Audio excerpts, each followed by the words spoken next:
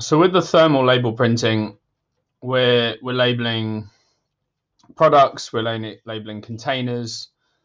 A container can be, it's user defined, but it could be a pallet, a carton, a box. It tends to be, it's a uniquely serialized holder of inventory, and they move between locations. Really handy for if you receive like mixed pallets and want to assign everything against a uniquely serialized barcode at goods in. And then you can move it around at a pallet level. Um, Obviously, location labeling is huge. It's you do it when you first set up the system, but it's super useful to also be able to keep creating new locations and printing the barcodes for those locations as you work. And then the newest spaces, and I say new, but it is if you're printing paper at the moment, is to ditch the paper for your dispatch documentation. So using the rules in PeopleVox, which we're going to cover, we've had clients do things like CN22 forms. We've had clients do their dispatch notes, and we've had clients do things like this, where actually this client, Princess Polly, they pre-print a dispatch card, so high quality dispatch card, and then they just print a sales order number at the point of dispatch, and that sales order number just gets stuck onto this card, which is quite a neat solution actually, because their whole returns flow is driven through a returns portal. I think they use Loop Returns to do that. So as some examples, Zebra Designer, we've mentioned already when talking about this topic, so I don't need to cover that again here. But I'm a big advocate of printing to thermal at the point of dispatch. I really feel it's best practice. So you've just heard me say that, and you've gone, yeah, that's all well and good, but we need to print A4. Can you print A4? The answer is yes. Yes, we can. And we can design A4 documents within PeopleVox as well. So to do this, we have a custom documents designer. It's a paid add-on for PeopleVox. So it's not included in the core platform, but you can pay to add it on. If you need the add-on to create these special dispatch documents, it's chargeable. We also have some instances where clients need, where their carrier integration service needs to be able to print an A4 document. I've got an example here, which is just dealt with recently, so I mentioned it, but Starship It, which is an Australian and it's based in Australia and New Zealand, that's where they're from, but they also service the UK and Europe. For certain Australia post labels don't fit on a ZPL template, so they need to be printed to A4. So in order to do that, you have to use the A4 custom documents in PeopleVox and set up document sets to support the printing of those labels at the point of dispatch, which are just worth mentioning because it's an edge case used for custom dispatch documents, and you may understand that some of the carriers you use have that requirement, so that's useful too. To really get into it though, from the dispatch document designing side, let's just take a look at how the PeopleVox app handles this. So there's a few parts to it. The first is the actual printing in PeopleVox is managed via a print service, which is a PeopleVox cloud printing service that's downloaded onto the network, and you add your printers into it to get them set up on the system. And then second of all, we have this print template gallery where when your system gets set up, we can configure standard designs that are already in the system. For the ZPL templates that I was discussing, you upload them. So you can see here, you choose the file that you want to upload. You then choose the image file, the label type that you want to create, the printer that the the label is designed for. So if you're doing ZPL, a really important nuance is it 200 DPI or 300 DPI? If you get that wrong, you're going to have really, really tiny labels on your when you print it out, or they're going to be too big. Got to get the DPI right. And the generic upload is used for printing to those A4 documents, which I'm not advocating for here. So typically, if you're uploading templates, you should be doing that for ZPL. The generic labeled or printer type can be designed within Peoplevox. You also have to choose the barcode type that you've used. So when you're using Zebra Designer, you'll select the barcode. You don't have to define what barcode type's used. It's just useful for the searching once you've got your gallery set up. Code 128 is the most popular. It's just a good standard barcode symbology. And then also we have to put in the label size. These are just some of the standard label sizes. So 152 by 101. 76 by 51, 51 by 26 in A4, or you can just put in nothing, and then you can also put in a description. So once it's uploaded and saved, when you click into it, you can see the information related to it. So that's how the gallery works. You download the print service from there. And then the big bit really that I wanted to cover is the actual creation of templates. So you've got this option here. If you take the custom document designer, we'll do one for Trapstar, which is a UK streetwear brand. This is going to be A4. You can choose here to copy from a sample template so that when it's don't have a blank slate. So if I go with that, it's going to create my template for me. And you've got what you see is what you get editor. It references all the variables that if you've got downloaded this document, it's got all the template variables. You'll see all of them. They're the things that you reference in here.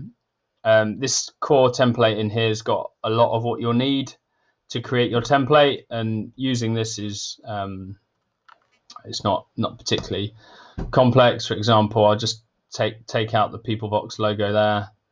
Let's add in another picture. So we want to put our logo in for our brand here. We can upload that from a file. Let's chuck that one in here. Does that, and puts the logo on the document. What you're more likely to be changing here is just like moving things around, barcode formats for certain bits of information. You can choose to add more barcodes. You can add the source of those barcodes. And there's extensive documentation available. This is an embedded third-party piece of software, and it's very well documented, and I wouldn't say easy to use if you're not able to work with things like variable fields. You obviously need some level of technical competency. Our approach here is to work with clients to get their standard template set up, and then if you need to create variables of it, we can guide you on basically train someone in your team on how to do that and make those changes. It should be that you don't need to make too many changes to this over time. And if you work through the training and make sure that when your actual templates are being made, you understand how they've been put together, then that's obviously going to leave you in a better place for making changes to it in the future. I'd say in terms of the difficulty of doing this, it's probably similar to using Zebra Designer, to be honest. Once you download Zebra Designer and have a play around with that, you'll have a good idea of what's needed. So you create your templates in here. You then save your work as you go, and so that would then be, once saved, that could be printed out and used.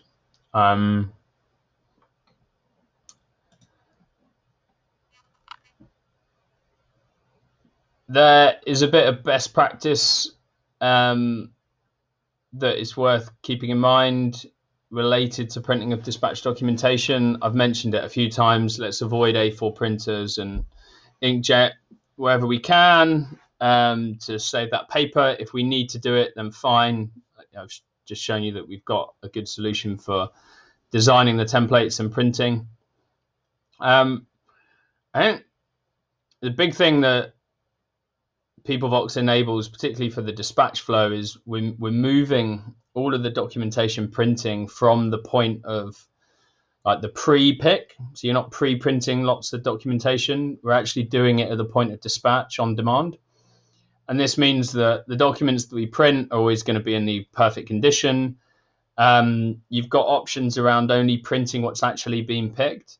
So, for example, if you allow partial shipment on an order, rather than when you pre-print, it might print all the items, even though you're not going to send half the items to the customer. And then you have to kind of correct and interject on the documentation further downstream. Here, you don't have to think about that. If an order gets half part picked, at the point of dispatch, if you set your template up right, you'll only print the items that you're actually shipping to the customer, so you don't have that confusion. And the dispatch data that's sent back via our API back into like Shopify or NetSuite or whatever you're using for your order management, that's only going to be for the items that have actually been shipped. So that can then be taken there and emailed to the customer. So we avoid that confusion. And the big gain of moving the documentation printing to dispatch is that we eliminate this bottleneck from when you first get in the morning, you're waiting for all the paper to print before you can actually get out there and start picking. And then the next bit I'm going to talk about is these using print rules to actually optimize how you use dispatch documentation, because this really takes us from just having very simple document sets to actually being able to tailor the document experience depending on who we're shipping to, based on many different attributes of the order or the package that we're actually shipping. So we've listed all the available fields in this document, but it's probably easier just to show you how it works. So we just go into the print template rules. As an example, we could say, let's take a dispatch template that we've got in the system. We could choose, let's add a rule in here. And we're going to say anything that's going to Germany, we want to print that template because that's the German template. Another example of a common rule could be, well, you may set up in Shopify, for example, using Shopify Flow. You could have an automation rule that sets sales order attribute 1 that's mapped across into PeopleVox to be dangerous goods if there's ever a dangerous good included within a package. So any orders that contain items that have got dangerous goods, that would then be flagged on the sales order. And we could set this up so that the template that contains the dangerous goods label, so it could be that it prints out the dispatch note and then the dangerous goods label, that could be set up to always print automatically for you. Another examples could be based on sales channel. So if you're multi-brand coming out of one warehouse, this is possibly one of the most common uses. So I've got 3 websites, all different brands from one warehouse. I can have them all printing out automatically across all my different packing benches. I can interleave all of my order fulfillment, so I don't have to send certain orders to certain packing stations to get the right documentation printed on the right templates. I can interleave everything, assuming that you've got the same mail bags or boxes that you're putting items into. And there's other scenarios that can come up. For example, total value of the order could be over a certain amount, so you print a label that or a document that matches that. You could also set this up for specific customers. So whenever a customer order for a certain wholesale customer comes through, you could be assigning a special template for them. So if you're shipping into like ASOS or John Lewis or someone like that in the UK, or if you're in the US, shipping to one of the big department stores or resellers, big box retailers, you could set up a different rule so that whenever you're shipping to one of those guys, it's going to print the documentation that they want. And all that is about is avoiding, well, there's the time of making sure they've chosen the right template, but actually the biggest one is avoiding the mistakes. We want to prevent the wrong template being used. And if we use the wrong template in those situations, we're actually not going to be compliant. And that's going to cause its own bag of problems. So this is a good example of how the system can be used to configure. You've seen how configurable the documentation is, and then how the user can then configure the rules to select the right template based on who you're shipping to, the country you're shipping to, the items you're shipping, and so on. And there's the list of all of the different fields for filtering are included there. To summarize, I think the challenges that we've tried to overcome are pretty significant in terms of how they can disrupt fulfillment workflow, and printing can really be a pain if you don't get it right. There's always going to be edge cases or examples of where you've got other printing requirements that Peoplevox might not be suitable for. We make it very clear in our documentation of what we can print and what we can't print. We've got this file of all of the available data sources that you can work against, and you've got the rules engine supporting the actual rules that get made. One other final thing as well, just to bring everything together, is there's also these document types, and they work in addition to the print template rules, where you can actually, if you need to print multiple templates out at the same time and link them together, you can use the document types, and it will print them off. And you can also set the sequence number so it decides what order you want to print them in. And there is information on a deeper set of information on this available on our help desk, specifically addressing some of the challenges that can crop up, like using special characters or hyphens in barcodes. They're two things that can cause issues for print templates. Zebra Design is a very good software. I think it's also about knowing the limitations of it, and our documentation tries to cover off a lot of that.